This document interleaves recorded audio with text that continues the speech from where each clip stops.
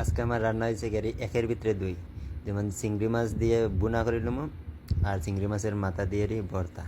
এই দেখেন আমি চিংড়ি মাছের মাথা ভাজি করছি, তারপর কাঁচামরিচ পেঁয়াজ ভাজি করছি, তারপর শুকনো মরিচ ভাজি করছি, আর রসুন কয়েকটা কোয়ারে আমি আধাখান কইরারই ভাজি করছি। তারপর আমি সব মিক্স কইরারই, যদি শিলপাটা হইতো তো ভালো হইতো, তো শিলপাটা তো আমি আর ব্যবহার করতে পারি না, আর এই জায়গাতে শিলপাটা নাইও, যার কারণে আমি ব্লেন্ডার দিয়ে হবে না। তো ওইখানে একটা মানে শেষার আছে, ওই শেষমো আমি। তারপর শেষার পরে আমি রেডি করে সবাই দেখছি। ওয়েট করেন সবাই, আমার সাথে থাকুন, দেখবা।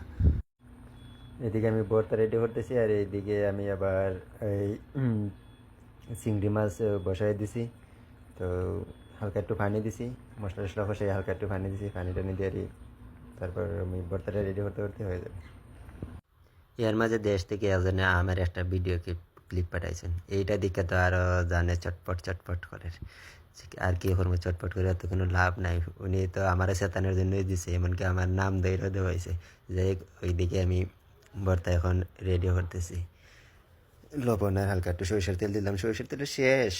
খাইতে খাইতে এই ভর্তা টর্তা এসে খাইতে খাইতে সরিষার তেল শেষ। তো আজকে একটা নিমো সমস্যা নাই। তো ভর্তা বানাইতেছি, এরপরে সাথের জন্য করতেছে, যে একটু ভর্তা বানাইছে এইটুকু কি হয়? তা আমাকে এইটুকু হবে না, হবে এইটুকু, দুইজনেরই হবে, টেনশন করো না। না দুইজনের হইতো না, খাইতে তুমি একাই খাই, সমস্যা নাই। এদিকে ভর্তা বানাই নিলাম, ভর্তা বানানি আমার শেষ। তারপরে আমি প্লেটে নিতেছি,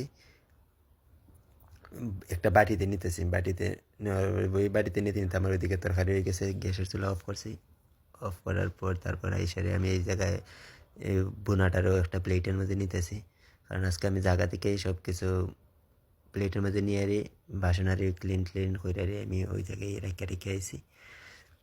আর কি করবো, কিছু করার নাই, কারণ কেন রুমে আনলে আবার নিয়েও ঝামেলা, অনেক ঝামেলা করা লাগে, যার কারণে আমি একবারই আজকে ওই জায়গা থেকে নিয়ে আইছি। তো মোটামুটি খুব ভালোই সুন্দর এই কালারটা আইছে।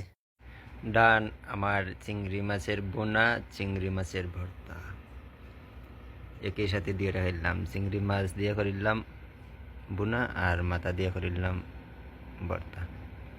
কেমন লাগছে ভিডিওটা? সবাই যদি ভিডিওটা ভালো লাগে থাকে তাহলে অবশ্যই লাইক কমেন্ট ফলো করে সাথে থাকবেন আরও সুন্দর সুন্দর ভিডিও পাওয়ার জন্য।